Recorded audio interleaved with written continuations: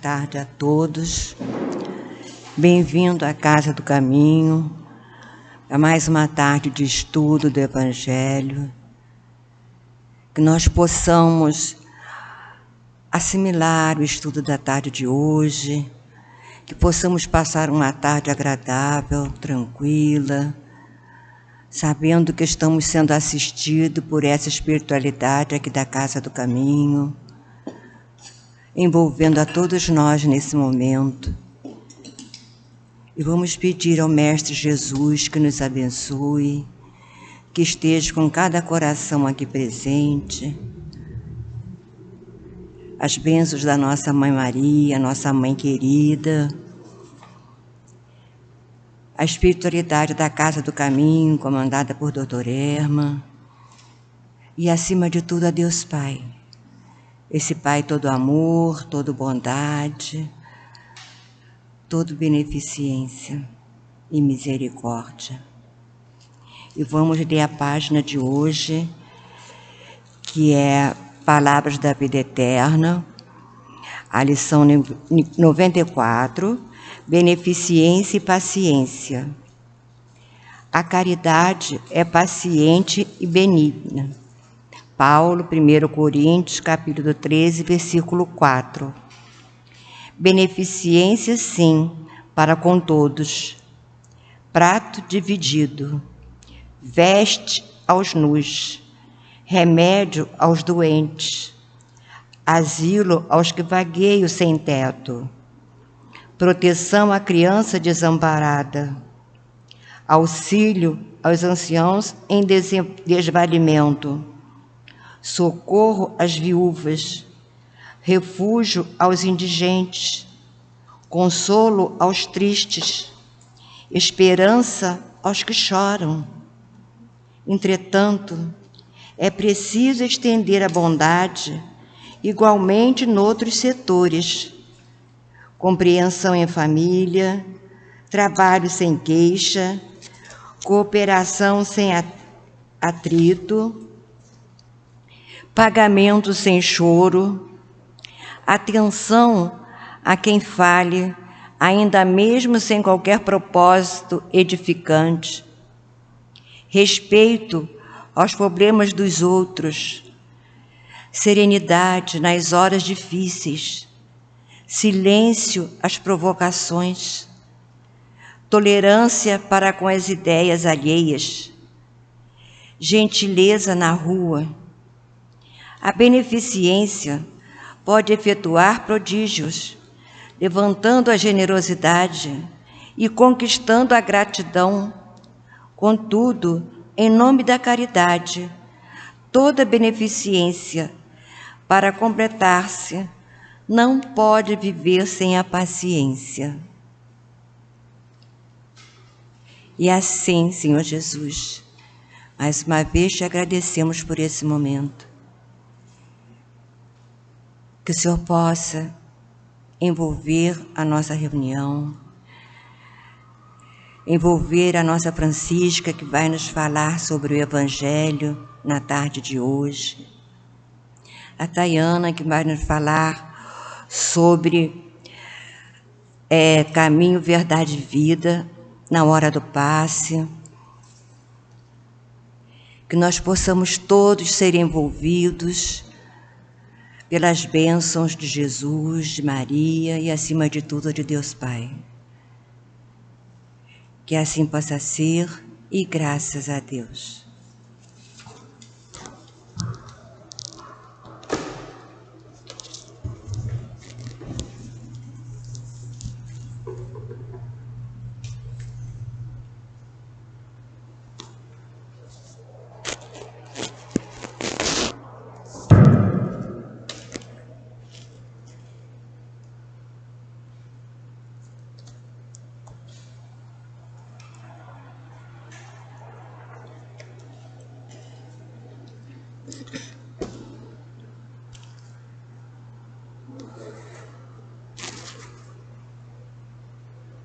Então, graças a Deus, né? Tá cheio de espírito aí. Não tem público não, mas tá cheio de espírito, né, Otávio? Então a gente tem que agradecer a Deus porque nós estamos aqui. Pode não ter público, mas nós estamos aqui. E estamos aqui para dizer sim ao chamado de Jesus. Então, vamos lá. Vamos fazer a nossa palestra. Nós hoje vamos falar sobre o Evangelho segundo o Espiritismo, amar ao próximo como a si mesmo, no capítulo 11. E o subtítulo é o egoísmo. Então, nós vamos fazer o item 11 e 12. Então, esse capítulo, ele tem esse título, amar o próximo como a si mesmo, que já é complicadinho para a gente fazer isso, né? Mas a gente está tentando, a gente não pode dizer que não está. Ele traz nas instruções dos Espíritos uma análise bastante profunda sobre o egoísmo, né? Que diz aqui no Evangelho que é considerada a chaga da humanidade. Então, aqui nós temos aqui o resumo dos principais itens baseados aqui, mencionados aqui no item 11 e 12, né? Então, eu vou ler um pouquinho do item 11. Eu não vou ler na íntegra, não. Eu vou dar umas puladinhas, né? Que tem umas coisas que a gente pode pular. O item 11.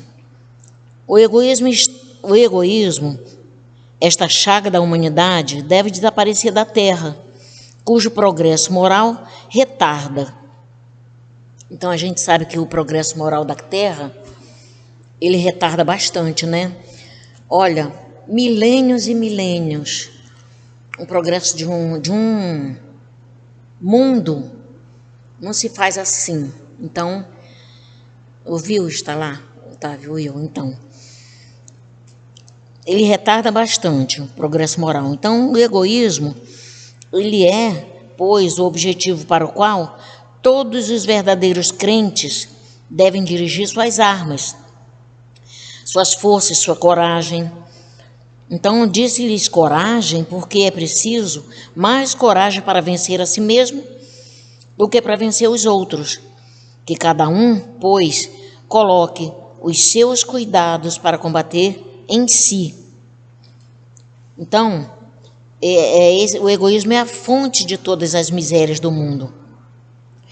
É a negação da caridade e, por conseguinte, o maior obstáculo à felicidade dos homens.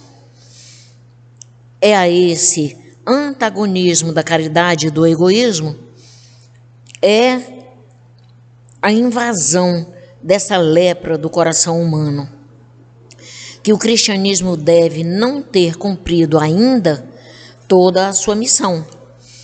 É a vós, apóstolos novos da fé, e que os espíritos superiores esclarecem a quem incumbe a tarefa e o dever de extirpar esse mal, para dar ao cristianismo toda a sua força e limpar o caminho das sarças que lhe entravam a marcha.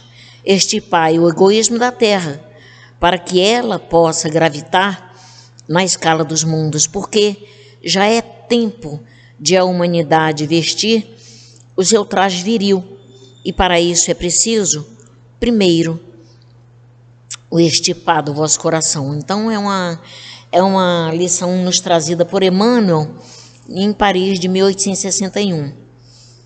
Então, como nos diz aqui na lição de Emmanuel, que o egoísmo é a chaga da humanidade, né? E é definido como o maior obstáculo ao progresso moral da Terra. É o oposto direto da caridade, porque ele nega a caridade. O egoísmo nega a caridade, né? Quem é egoísta não é caridoso. Então, ele é descrito como um monstro que devora todas as inteligências. Ele é conhecido como o devorador de inteligências. Então, aqui no Evangelho, diz que o papel do Espiritismo é fazer com que o egoísmo desapareça. Mas não só do Espiritismo, né? Toda e qualquer religião pode trabalhar para fazer desaparecer o egoísmo, porque isso é uma coisa muito pessoal de cada um para cada um. Então, só que esse papel, assim, não é só do Espiritismo, porque o combate ao egoísmo é algo muito pessoal. Os verdadeiros crentes devem usar da coragem para vencer o egoísmo em si mesmo. Porque o egoísmo começa em nós, né? Então a gente não tem que ter a pretensão de combater esse egoísmo no outro. A gente tem que bater primeiro em nós, né? Então isso exige muito esforço. É o que exige mais esforço do que vencer os outros. Vencer o egoísmo dentro de nós mesmos existe mais esforço do que a gente tentar vencer no outro. Então o egoísmo, ele nos leva à falta de caridade. E sem caridade não há tranquilidade social e nem segurança, isso não existe. Então, esses itens abordam o egoísmo, como já dissemos, como a chaga da humanidade e o maior obstáculo ao progresso moral, à nossa felicidade. Ele é definido como o filho do orgulho, que eu achava até que era o irmão gêmeo. O egoísmo é o irmão gêmeo do orgulho, né? Mas diz que ele é filho do orgulho, eu vou dizer o quê? Ele é filho do orgulho, porque ele tem origem no orgulho. Então ele gera a desunião, a insegurança social. Então combatê-lo é tarefa urgente de todos nós, para a evolução do planeta, para que a Terra se eleve na hierarquia dos mundos. Então ela não deixou de ser mundo primitivo para ser mundo de provas e expiações. Então se faz necessário que ela deixe de ser de provas para ser de resignação. Então sabemos que a transição da evolução de um mundo para o outro é lenta. Ela se estende por milênios de séculos, milênios. Não é assim fácil, nem rápido. Então, para eliminarmos o egoísmo, exige um esforço pessoal muito grande, afinal, ele é a fonte das misérias terrenas, né? E o Evangelho, segundo o Espiritismo, ele chama o egoísmo de monstro moral, aqui no item 11, mas sabemos que o egoísmo não é apenas um defeito, porque esse monstro moral é um defeito, né? Mas ele não é apenas um defeito, porque ele é a fonte de todas as misérias terrenas e o principal inimigo do progresso. A verdadeira coragem, segundo o item 11, não está em vencer os outros, mas em vencer o egoísmo dentro de si mesmo. E isso exige vigilância constante. Sem vigilância, a gente não consegue nada, né? A gente precisa ter vigilância para poder tocar o bonde para frente, né? Então, o item 12, isso aí foi o item 11, o item 12 diz assim, eu vou ler aqui no Evangelho o que fala do item 12, né? Se os homens se amassem de um amor comum, a caridade seria melhor praticada. Mas seria preciso para isso que vos esforçasseis em vos desembaraçar dessa couraça que cobre os vossos corações, a fim de serdes mais sensíveis para com aqueles que sofrem. A dureza mata os bons sentimentos. O Cristo não se recusava a atender ninguém. Aquele que se dirigisse a ele, com quem quer que fosse, não era repelido. A mulher adúltera, o criminoso, eram socorridos por ele. Não temia jamais que a sua própria consideração viesse a sofrer com isso. Quando, pois, o tomareis como modelo de todas as vossas ações?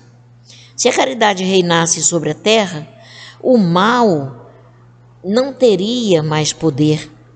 Fugiria envergonhado, se esconderia, porque se encontraria deslocado por toda parte. Então, o mal desapareceria. Ficai bem compenetrados disso. Começai por dar o exemplo, vós mesmos. Sede caridosos para com todos indistintamente. Esforçai-vos por não mais notar aqueles que vos olham com desdém, e deixai a Deus o cuidado de toda a justiça, porque cada dia em seu reino Deus separa o bom grão do joio. Então, o egoísmo é a negação da caridade? Ora, sem a caridade não haverá tranquilidade na sociedade. Digo mais, nem segurança haveria, né?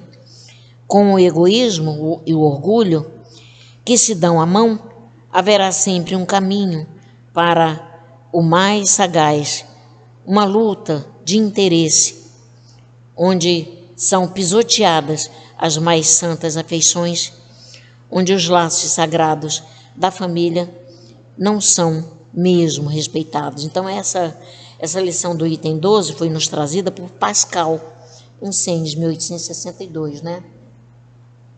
São dois espíritos maravilhosos, né? Tanto Emmanuel quanto Pascal, eles estão aí sempre nos trazendo o melhor da lição do nosso Evangelho. Então, esse item 12 diz que o egoísmo e o orgulho caminham juntos, né? E eles geram insegurança social, mas não só a insegurança social. Eles geram tanta desgraceira que a gente não faz ideia, né? Porque eles nos impedem de caminhar, eles nos impedem de praticar caridade, eles nos impedem de uma série de coisas que a gente precisa fazer para poder caminhar com Jesus, né? Então, porque o egoísta, ele coloca a si mesmo acima de tudo e de todos. Ele é sempre o melhor, ele é sempre, né? Está muito acima de todos nós. O egoísta sempre se coloca acima de tudo e de todos e ignorando os direitos do próximo. Ele não está nem aí para os direitos do próximo, né? Então o texto enfatiza que o egoísmo é um sentimento contrário, ele é oposto ao amor ao próximo, ensinado por Jesus. A eliminação do egoísmo é necessária para maturidade da humanidade e para a transformação do nosso planeta. Então, o planeta não vai conseguir se transformar se toda a humanidade não trabalhar o seu egoísmo, né? Então, este item sugere que, ao combater o egoísmo, combatendo também o orgulho, cultivando a caridade, é a base real. Olha só, a gente, ao combater o egoísmo, combatendo também o orgulho, a gente de uma tacada só pega os dois de uma vez, né? Combate os dois de uma tacada só, o egoísmo e o orgulho. Já que um é filho do outro, a gente combate o filho e o pai, né? Então, a gente combate também, a gente cultiva a caridade, é assim que a gente combate o egoísmo e o orgulho, é cultivando a caridade. Porque a gente cultivando a caridade, né?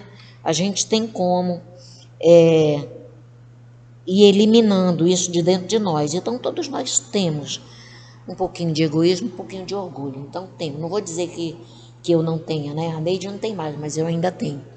Então, a caridade é a base real para a nossa ascensão espiritual, né? Mas, assim, eu conheço pessoas que estão na doutrina, estão fazendo caridade por medo do que possa acontecer com elas depois que elas morrerem, né? Então, entraram para a casa espírita por medo de pô, quando eu morrer, eu vou morrer sem ter feito nada, né? Então, mas aí está fazendo alguma coisa, né? Então, o importante é isso. Então, a gente precisa combater esses dois elementos, que é o egoísmo e o orgulho, praticando a caridade. Então, quando os espíritos superiores nos dizem que é necessário mais coragem para vencer o egoísmo em si mesmo do que para vencer os outros, eles estão dizendo que isso é um trabalho de reforma íntima. A gente não consegue combater isso de uma hora para outra. É um trabalho de reforma íntima, é um trabalho demorado, porque a gente não se reconhece egoísta, né? Eu me reconheço orgulhosa, mas não me reconheço egoísta. Então, se alguém me disser que eu sou egoísta, vai dar ruim. Então, é isso, mas a gente não se reconhece, mas a gente é. Então, como está dizendo que a gente é muito mais, a gente precisa ter muito mais coragem para combater o egoísmo em nós mesmos do que para vencer isso nos outros, porque a gente não tem poder de tirar o egoísmo do outro, né? Então, esse é um trabalho de reforma íntima para cada um de nós. Se a gente seguir Santo Agostinho, que nos deu aquele conselho, né? Vamos ver o que está fazendo no dia a dia, vamos pensar para poder analisar tudo. Então, a gente acaba, de pouquinho em pouquinho, conseguindo isso. É uma reforma íntima, devagar, mas vai. Então, o texto nos aponta um exemplo de egoísmo em Pilatos, como exemplo histórico de egoísmo, ao eximir-se de responsabilidade lavando as mãos e condenando Jesus, que é o modelo de caridade. Então, a falta de caridade e o excesso de egoísmo transforma a vida em uma disputa, quebrando os laços familiares e sociais. Este estudo ele nos incentiva a substituir o egoísmo pela dedicação desinteressada ao próximo no nosso cotidiano. Se a gente começar a trabalhar o egoísmo em nós, trabalhando na caridade, uma caridade desinteressada. Cara, eu ouvi uma amiga minha que estuda a doutrina dizendo assim: eu faço tanto por essa pessoa, ela pede isso, eu vou lá e faço, ela quer, eu dou, mas na hora que é para me ajudar, ela nunca pode. Aí eu disse: mas você faz por ela esperando algo em troca? Ah, mas a vida é assim, é uma mão lavar a outra. Ok, tá bom. Aí eu encerrei o assunto, porque não adianta a gente tentar conversar com pessoas que têm esse pensamento acirrado, né? Então, a gente precisa fazer a caridade por vontade própria, sem esperar nada em troca, sem achar que aquela pessoa, mais dia menos dia, vai nos devolver o bem que nós fizemos. A gente não pode achar que isso aí é uma troca, não é uma troca. A caridade não é uma troca, a gente tem que fazer de coração, pelo bem, tanto da pessoa como do nosso, né? A gente está trabalhando para Jesus, então, agindo com amor, mesmo em pequenos gestos, uma pequena coisinha que a gente faz com amor, já é uma caridade, já é um benefício que a gente está fazendo para nós mesmos também, né? Tanto para o outro como para nós. Tá? E nesse item 12, ele nos instrui sobre como superar o egoísmo. Como é que eu posso superar o egoísmo? Então, não basta ter a aparência de pureza. Eu faço essa cara de boazinha, aí as pessoas dizem assim: você é tão boazinha. Eu saio de reta, eu saio de banco porque não sou boazinha, pisa no meu pé e você vai ver que eu não sou boazinha. Então, não adianta a gente fazer uma carinha de pureza, tem que fazer de coração, tem que ter pureza no coração. Não é difícil a gente ter pureza no coração, então basta a gente acreditar que a gente pode praticar o bem de coração e exercer e estar ali. Então a mensagem ela nos convida a não nos perdermos em teorias. Não basta eu estar aqui com essas lições, sabendo tudo o que é necessário, ou quase tudo, para a gente eliminar o egoísmo. Não adianta, não basta isso. A gente não pode se perder em teoria. A gente tem que praticar as ações concretas de amor ao próximo. Porque a teoria não é o suficiente se você não a pratica, né? Então, o egoísmo, ele endurece o coração, tornando-o insensível ao sofrimento alheio. Né? Eu mesma me peguei usando de insensibilidade com uma pessoa que estava aparentemente sofrendo, né? A pessoa se melindra com facilidade, a pessoa se faz de vítima. Nenhum de nós é vítima, mas a pessoa naquele momento estava se sentindo. Então eu não tinha nenhum direito de não, de ser insensível ao sofrimento do outro, né? O outro estava sentindo aquilo, e mesmo a gente achando que era drama, e aí, quem sou eu para achar que o sofrimento alheio é drama, né? Mas não é por aí. Então a gente está aqui na Casa Espírita para aprender, a gente está aqui na Casa Espírita para praticar o que a gente estuda da doutrina de Jesus, né? Então é necessário quebrar essa couraça que envolve o coração da gente, para a gente ficar se achando capacitada para julgar o outro. Então a gente precisa quebrar essa couraça do coração da gente. Então nós devemos deixar a justiça divina nas mãos de Deus, focando em ser caridoso com todos, sem distinção. Seja uma pessoa ruim. Eu ouvi um querido dizer aqui para mim, dizer assim, a colega falou na palestra, que a gente tem que ter amor pelo estuprador. Bom, aí eu disse, foi isso que ele falou? Foi sim. Eu disse, mas eu tenho ódio. Aí eu disse, não é por aí que a banda toca. O amor pelo estuprador é você não querer para ele o mesmo mal que ele fez ao outro. Isso já é amor. Você não tem que ir lá alisar ele para você mostrar que você tem amor por ele. Ele fez o que fez porque ele está naquele momento ainda de fazer isso. Então, vamos pensar com caridade em tudo que os outros fazem de ruim, porque a gente já teve nessa situação. Nós já fomos coisa ruim. Nós fomos. A gente já teve naquela mesa mediúnica pedindo socorro, porque a gente já foi muito ruinzinho na vida. Não somos mais. Hoje nós reconhecemos que nós precisamos, que foi necessário a gente mudar de lado, né? Então, a gente não pode julgar o outro só pelo mal que ele faz. Ele está fazendo porque ele ainda está nesse momento. Ainda. Mas um dia ele vai deixar de ser como nós deixamos, né? Um dia ele vai deixar. Então, Emmanuel, que é o guia espiritual de Francisco Cândido Xavier, com o qual nós aprendemos a admirar, a respeitar, a amar, com quem muito aprendemos e continuamos a aprender nos estudos dos seus livros, né? Ele assina essa mensagem maravilhosa, né? Então, a gente nem sabe se esse Emmanuel é o mesmo Emmanuel nosso, esse Emmanuel que assinou isso aqui.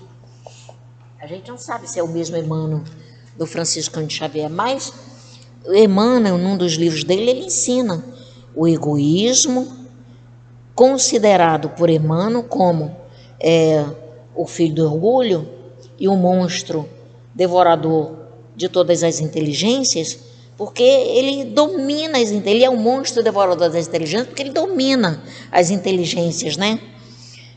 Eu conheci uma pessoa super inteligente, muito. Eu me sentia muito pequenininha diante dela. Ela é de uma inteligência, assim, fantástica. Ela pegava as coisas assim, e ela tinha resposta para tudo. E eram respostas coerentes. Mas essa pessoa, a inteligência dela, fazia com que ela diminuísse o outro. E aí, cadê a inteligência dela nesse momento? Para ela diminuir o outro, cadê? Ela era muito inteligente, mas nesse momento eu via que ela não era tão inteligente assim, porque ela diminuía o valor dos outros, porque ela era a inteligente, né? Então, esse monstro devorador que é falado aqui, ele domina as inteligências. Por isso que ele é chamado de monstro devorador de todas as inteligências, e ele direciona essas inteligências para o mal, para a dor, para o sofrimento. É a parte é a fonte de todas as misérias terrenas, porque leva o homem a pensar somente em si, impedindo-o de fazer crescer o amor. Ele só pensa nele, como é que ele vai dar chance ao amor? Ele não pode dar, porque ele só pensa nele, não é? Porque que é inseparável, isso é inseparável esse porque ele leva o homem a pensar somente em si, impedindo de fazer crescer o amor é inseparável do seu ser espiritual. Nós temos a essência divina dentro de nós, esse amor que Deus colocou dentro de nós. Então, esse amor é inseparável do nosso ser espiritual, né? Em potencialidade a ser desenvolvida pela nossa vontade. Como é que a gente vai desenvolver esse amor? Pela nossa vontade. É o querer desenvolver esse amor, né? Então, porque o egoísmo oprime, abala esse desenvolvimento que a gente quer fazer, mas o egoísmo abala esse desenvolvimento. E o homem continua cada vez mais centrado nos seus desejos, na sua prepotência, sem perceber as necessidades dos demais, inclusive dos que lhes partilham as experiências, né? Então, o homem fica ali centrado na sua ignorância, no seu egoísmo, aí não percebe as necessidades dos demais, inclusive dos que estão ali do nosso lado. Do nosso lado. Então, ele não consegue amar, nem ser amado, porque como é que a gente consegue amar um egoísta? Vamos falar literalmente do amor. Como é que a gente consegue? Não é? O não fazer o mal para ele, o não devolver para ele o que ele faz com a gente, já é um tipo de amor. Mas vamos falar no amor literal. Então, o egoísta, ele não consegue nem amar e nem ser amado. Tendo o espiritismo a tarefa de colaborar para o desenvolvimento moral da humanidade, que não só do espiritismo, não é qualquer crença. A gente tem que pensar que o ser humano em si, seja da crença que for, o egoísmo é o alvo para o qual os espíritas, principalmente, devem dirigir suas armas em forma de prece, suas forças e sua coragem, combatendo-o em si próprio. Então, as armas, que fala aqui para a gente direcionar as nossas armas contra o egoísmo, é a nossa vontade. As armas é a nossa vontade, vinda da compreensão e da aceitação da necessidade de eliminar de si próprio, né, o egoísmo.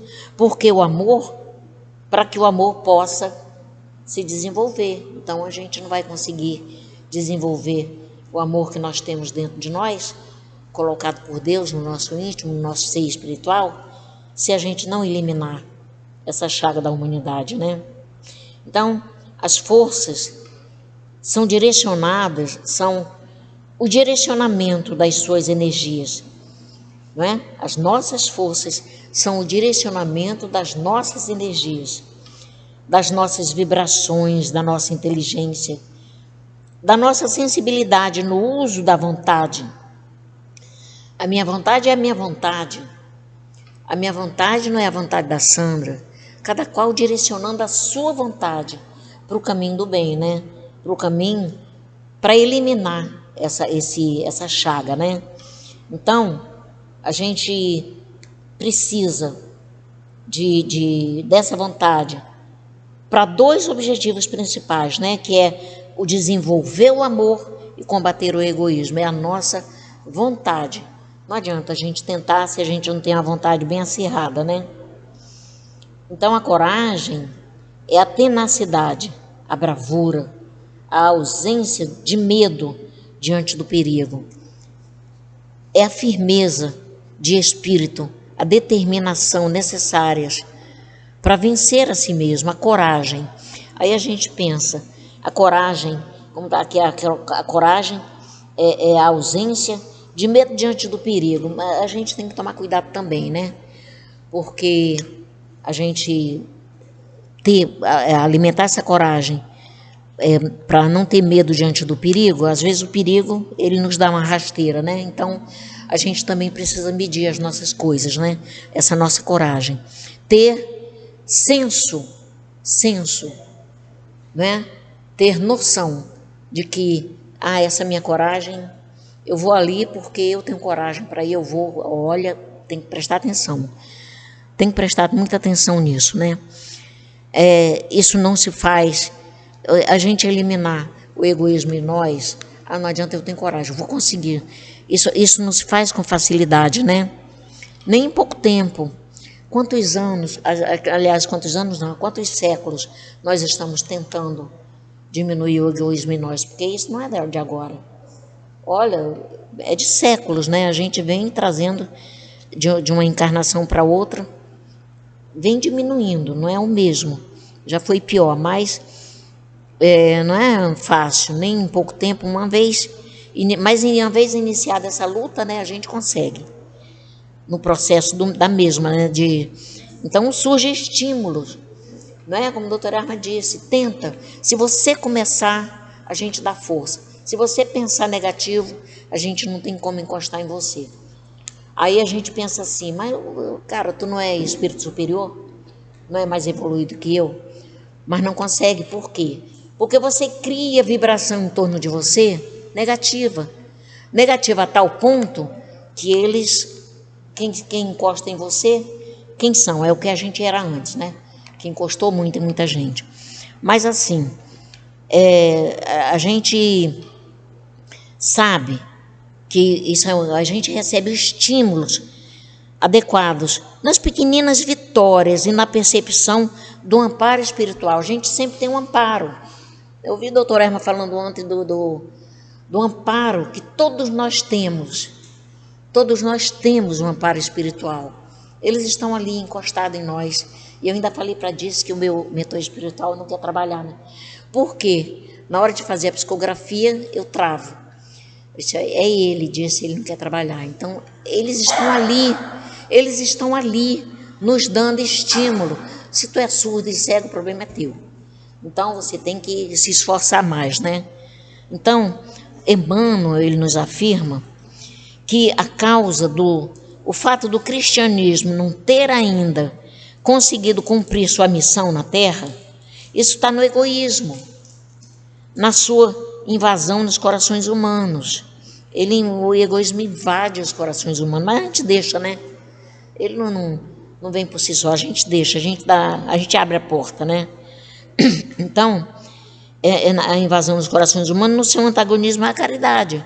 Se a gente vai fazer caridade com interesse, a gente está abrindo porta para o egoísmo. Se a gente não dá abertura para fazer uma caridade sincera, se a gente abre para o egoísmo entrar, a gente dá ruim, né? Vai dar bem ruim para todos nós. A gente impede a ação dessa caridade nos corações dos homens. Daí o egoísmo faz isso, impede a ação da caridade nos corações dos homens, né? Dos egoístas, né? Então Emmanuel cita como exemplo de caridade que eu falei antes, Jesus, como exemplo, né?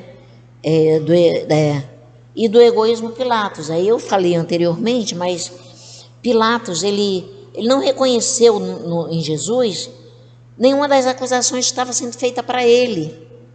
Ele tinha o poder de ver isso. Ele não reconheceu que aquelas acusações eram verídicas. Então ele teve a chance de libertar Jesus. Fran, estava escrito lá, estava escrito já que Jesus ia passar por isso. Enfim, e Pilatos foi a mão que usou isso, mas ele teve a chance de libertar Jesus e não o fez. Ele lavou suas mãos, entregou Jesus à multidão influenciada pelas autoridades religiosas de Israel, e essa multidão tomou a decisão de condenar Jesus à cruz, né?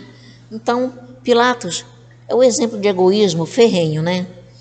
Então, mas ele era naquele momento e hoje não é mais, né? A gente sabe que nós temos os nossos momentos. Nós temos os nossos momentos de ser isso ou aquilo, de fazer isso ou aquilo. Então, a gente não pode condenar ninguém porque a gente também comete as nossas falhas, a gente não é perfeito. Então, Emmanuel esclarece que cabe agora aos espíritas a tarefa de combater, quer dizer, aí no caso, não foi Emmanuel, esse do item 2, foi o Pascal, né? Ele diz que cabe a nós, os espíritas, aos espíritas, principalmente aos espíritas, né? Mas não é só aos espíritas, a tarefa de combater o egoísmo para fortalecer o cristianismo, limpando todos os obstáculos que entravam a marcha libertadora dos homens. Então, essa responsabilidade atual dos espíritas está nas palavras de Jesus, quando ele disse assim: porque a todo aquele a quem muito foi dado, muito será pedido. E ao que muito confiaram, mais contas lhe tomarão. Então, assim, os espíritas, pelos muitos esclarecimentos recebidos, muito será pedido. É por isso que estão dizendo que cabe aos espíritas, né, eliminar o egoísmo para poder tocar para frente o cristianismo, né? Porque o espírita, ele está estudando, está tendo os esclarecimentos nos trazidos pelos espíritos. Então, a gente, enquanto espírita, a gente tem uma condição melhorzinha devido ao conhecimento que a gente está adquirindo, né? Então, pelos esclarecimentos recebidos, muito será pedido, mas também muito será dado aos que souberem aproveitar esses ensinamentos na sua melhoria e dos seus próximos, né? Na melhoria do seu próximo. Então, a fé raciocinada, aquela que pode enfrentar a razão face a face em todas as épocas da humanidade, como escreveu Kardec, no Evangelho, no capítulo 19, item 7, é a fé libertadora que pode levar os espíritas a colaborarem na evolução moral da humanidade, da Terra. Então tem sempre um se, né? A gente tem sempre um se. Se esses espíritas cuidarem de combater os obstáculos desse progresso, a começar pelo egoísmo, primeiro em si mesmo. Então, a gente precisa ter fé, a fé raciocinada nos trazida por Kardec, né? Então, a vida com o egoísmo será sempre uma corrida em que vencerá o mais esperto. Uma luta de interesses em que nada, nem ninguém merece respeito. O egoísta não respeita ninguém, né? Então a gente observa isso repetidas vezes nos coletivos cheios. A corrida por um banco para sentar. Cara, eu quase levei um tombo dentro do BRT. Eu esperei, entrou todo mundo, eu esperei o próximo BRT. E para eu ficar bem ali na porta, né? Quando ele chegasse, eu ia ser a primeira a entrar. Cara, pra quê? Foi aquela boiada. Olha, eu levei um empurrão, que eu fui parar na cadeira que estava em frente. Eu disse, eu vou aproveitar que essa é minha. Mas, olha, eu quase levava um tombo. Por quê? Era muita gente querendo sentar. Então, isso aqui é real. A gente vê um coletivo cheio, a corrida por um banco para sentar, né? Então, não se respeitam idosos com dificuldade de equilíbrio, que são muitas vezes empurrados. Então, não se respeitam deficientes, nem mulheres com crianças no colo. A pessoa finge que está dormindo, para não ter que dar o lugar para a pessoa. Tão importante é que o egoísta esteja confortavelmente acomodado, né? Ele quer o lugarzinho para ele, ele senta e fecha o olho fingindo que está dormindo. Então, essa pequena amostra cotidiana,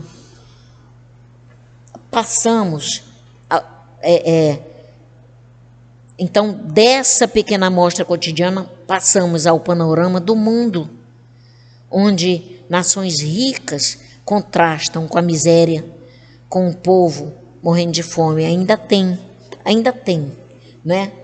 Então, eu estava ouvindo uma historinha na redação do Momento Espírita. Eu gosto de ouvir a redação do Momento Espírita, né?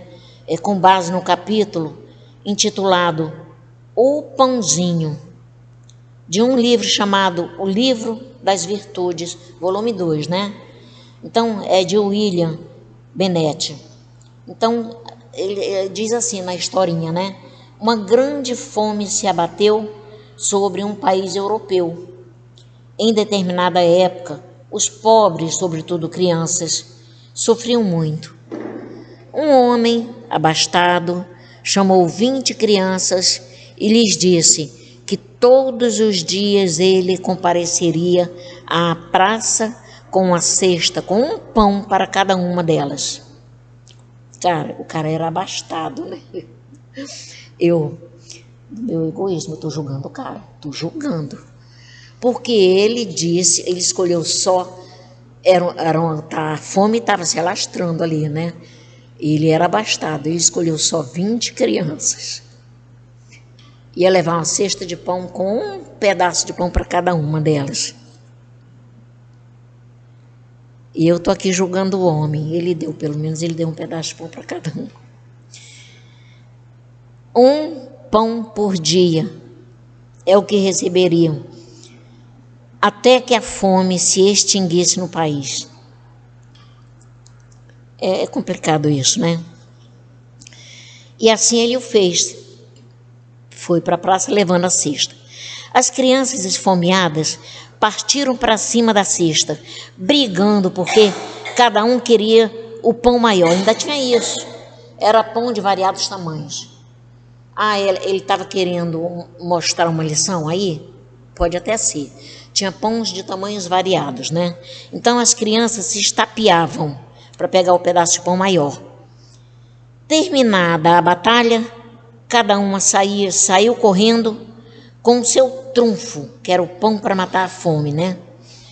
Foram-se todos, à exceção de uma garotinha. À distância, ela não quis se enfiar no tumulto, né? À distância, ficou a olhar o homem. Chegou devagar, pegou o último e menor pão que sobrara na cesta. Agradeceu, sorriu e foi embora. O homem ficava ali observando as crianças se estapeando, porque estava fazendo algum estudo ali. Vamos pensar assim, né? Para não julgar o cidadão. E ele ficava observando as crianças correndo para a cesta, se estapeando para pegar o maior pedaço. Então a última pegou o menorzinho que sobrou e foi embora. Agradeceu, né? Sorriu e foi embora. Então no dia seguinte, as crianças voltaram. Aos empurrões e tapas disputaram os pães maiores.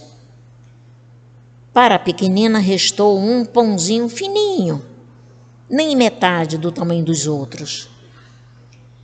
Quando ao chegar em casa, sua mãe abriu o pão para dividir com os irmãos. E, olha, ainda ia dividir com os irmãos, porque dos irmãos, só ela foi escolhida a ganhar um pãozinho. Ia dividir. Quando a mãe partiu o pão, encontrou 6 moedas de prata dentro do pão. A garota pegou as moedas e correu para devolver para o bom homem. Bom homem, que lhe disse: são suas, não é engano. Mandei colocar as moedas no menor pão para recompensar você. Não é? Então, concluindo a lição, né? A moral da história, né? Que tem sempre uma moral da história, né?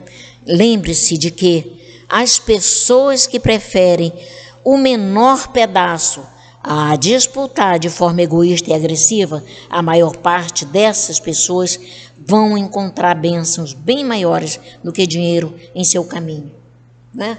A gente não tem que ser gulosa, ser gananciosa. O que é meu vai vir.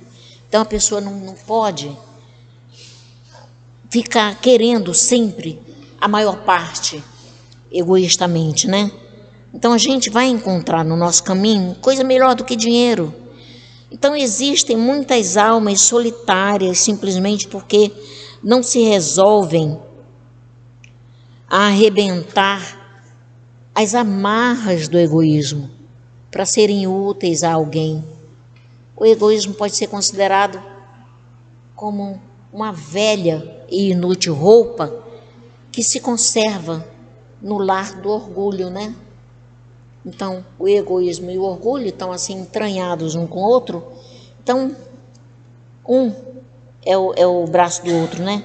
Então, o melhor antídoto para o egoísmo é o conhecimento da vida espiritual. Então, se a gente está tendo essa chance, a gente pensa que antigamente a gente não tinha essa oportunidade. Hoje a gente está tendo esses livros assim, nas mãos da gente. É uma oportunidade que Deus está dando para a gente adquirir o conhecimento, e é através do conhecimento que a gente vai conseguir combater esse egoísmo e muitas coisas mais. A gente vai conseguir um dia chegar ao dedo mindinho de Chico Xavier, né? A gente vai conseguir, tá? Eu não quero ser, sei lá, bom, a gente vai conseguir nessa evolução espiritual. A gente vai conseguir porque a gente está aqui. Olha, hoje é feriado, a gente está aqui olhando um para a cara do outro, ouvindo, mas a gente está aqui. Podia não estar, mas está. Isso mostra o nosso esforço. Isso mostra que a gente quer, que a nossa vontade está caminhando, né? Diante da doutrina espírita, diante da doutrina de Jesus, essa casa que nos acolhe. A gente tem um mentor espiritual no presencial. Eu fico vendo em outras casas, pelo menos tem uma casa que eu sempre gostei muito, como as pessoas brigam pelo poder, pela chefia de uma sala de trabalho. A sala de cura dessa casa que eu estou falando é terrível, porque as pessoas não são colocadas lá pelo mentor espiritual da casa, como nós temos aqui. Qualquer um que vai para qualquer trabalho, o mentor espiritual da casa olha a situação daquela pessoa para ver se ela pode ou não estar naquela direção, naquela chefia, digamos assim, que eu nem gosto desse termo. Mas nessa outra casa não tem isso, o mentor espiritual está no invisível. Tem ele ali, mas está no invisível.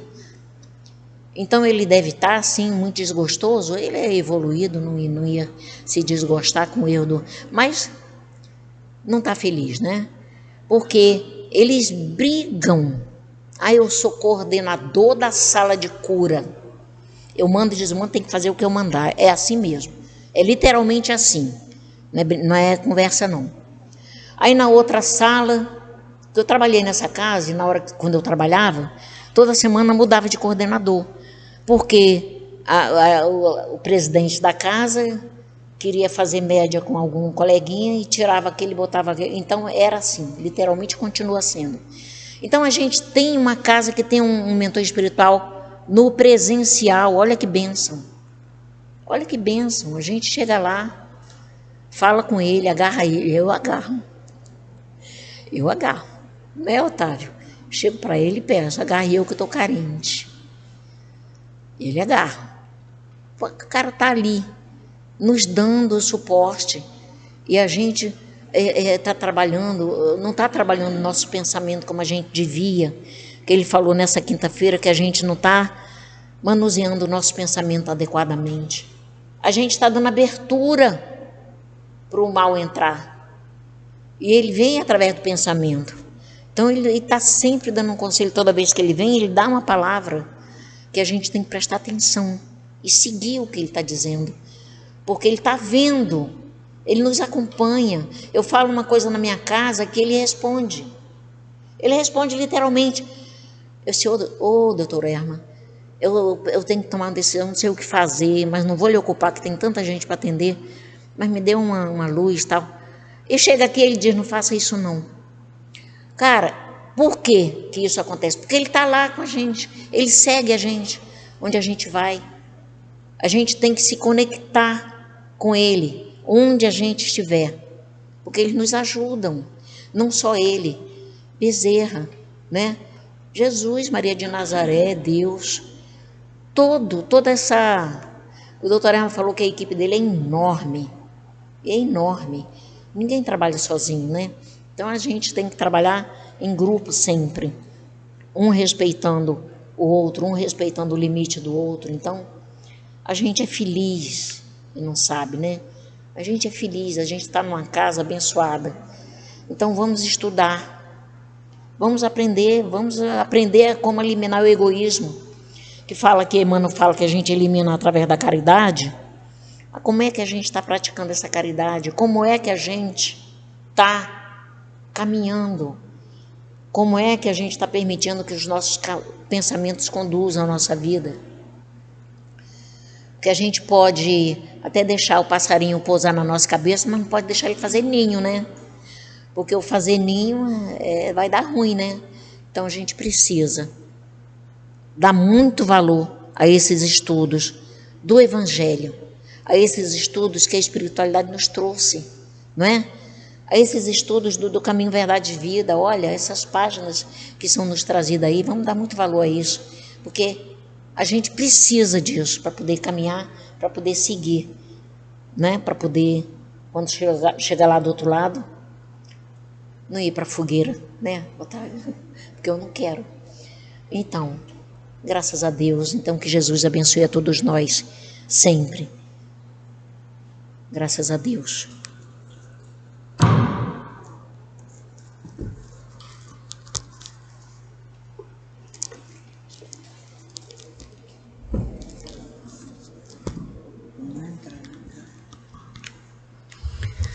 E assim, que possamos dar continuidade, agradecidos por esse pão tão recheado nesse estudo que foi trazido para nós nessa tarde de hoje, né?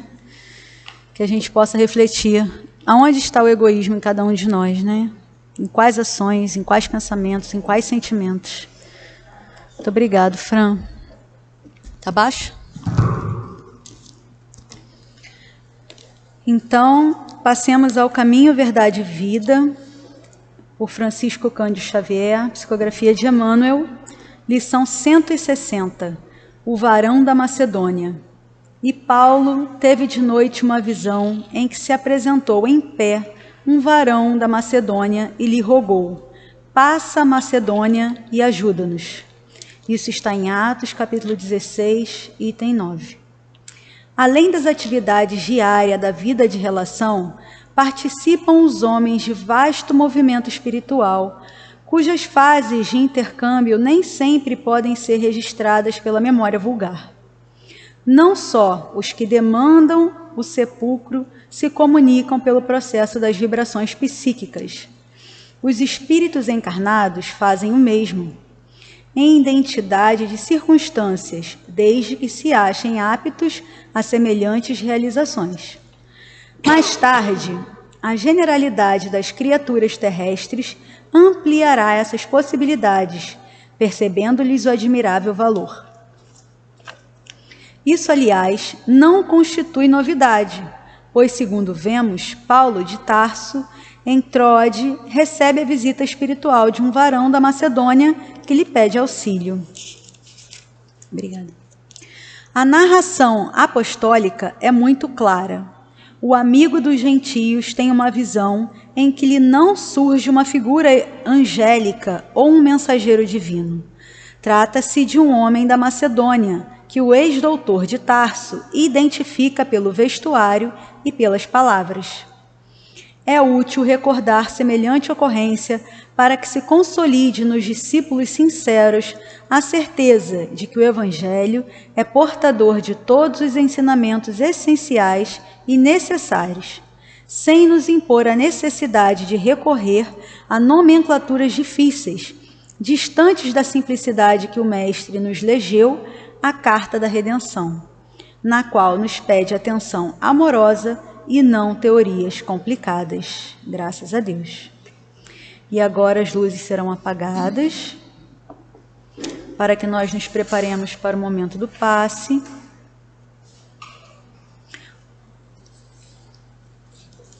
Os médiuns se posicionarão.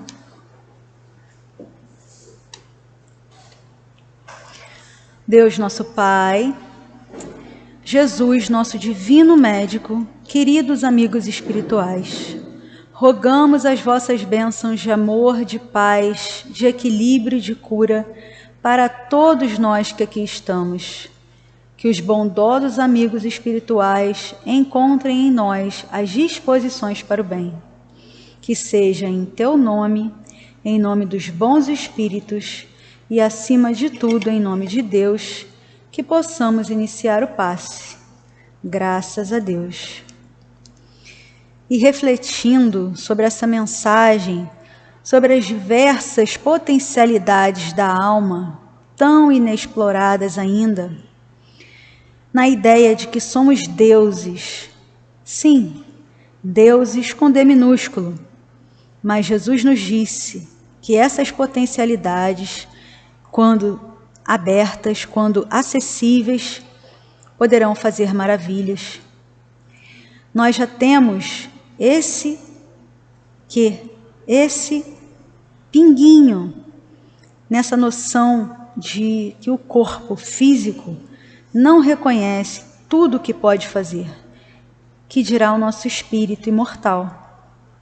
Contudo, a comunicação sem palavras, por vezes deslocamentos materiais, são vistos por certas pessoas como formas amedrontadoras, inexplicáveis ou até maravilhosas, quando sabemos que é uma etapa do nosso progresso.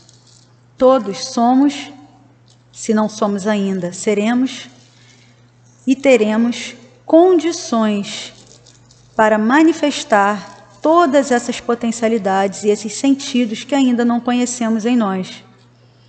Que não seja um motivo de surpresa, que não seja um motivo de pavor, e sim uma capacidade usada para o bem, com responsabilidade e com um fim útil, que está na lei. Tudo que recebemos, devemos utilizar com um fim útil. E esse caminho traçado não é um caminho de mão única, é um caminho de conformidade física e conformidade espiritual. Que possamos todos desenvolver essas capacidades, potencialidades que ainda estão embotadas em germe em muitos de nós. Que sigamos certos e confiantes que o plano espiritual pode e se faz presente, mesmo que não vejamos. Que essa nomenclatura de chamarmos de plano invisível possa não estar longe da realidade, e sim dentro de nós, para que esse intercâmbio se faça de forma mais eficiente, suave, compreensível e amorosa. Que vejamos além. E assim, meus amigos, que possamos contribuir da melhor maneira possível, mantendo os nossos pensamentos, os nossos sentimentos, a nossa vibração em uníssono, no momento presente, que possamos estar gratos e certos da presença do plano espiritual maior, dos nossos mentores e amigos, para que possamos ouvir a mensagem final da tarde de hoje. Que assim possa ser, graças a Deus.